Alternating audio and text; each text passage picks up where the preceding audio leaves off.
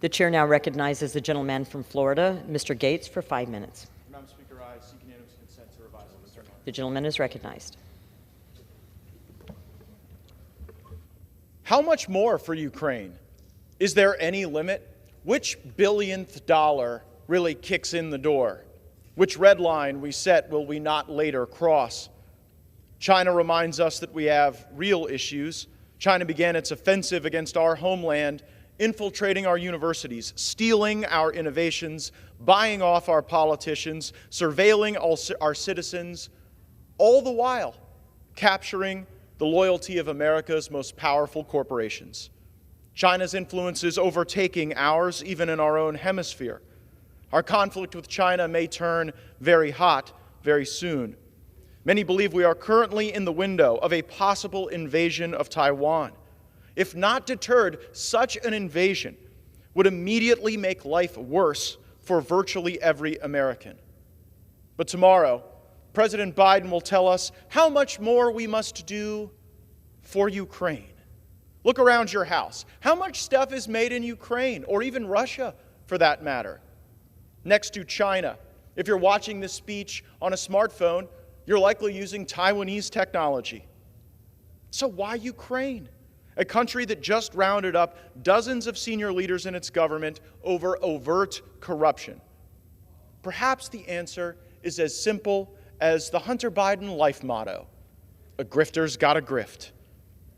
But the amount of money we now pour into Ukraine makes Burisma's wildest dreams of wealth through Biden family influence seem meek by comparison. Defense contractors need there to be a war going on somewhere, whether the arms end up in the hands of ISIS, the Taliban, the Azov battalion, or on the black market. They get rich in the business of weapons supply, but only when there is weapons demand. A serious nation would never let foreign interests abroad or special interests here at home dictate its foreign policy.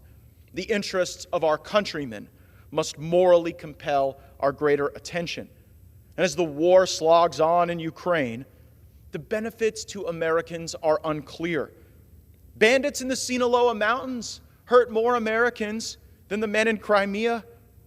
But foreigners come to Washington to lecture us about spending our constituents' money on a conflict thousands of miles away. And my colleagues are eager to oblige.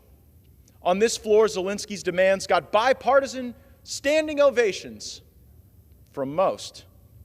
Stingers, HIMARS, tanks.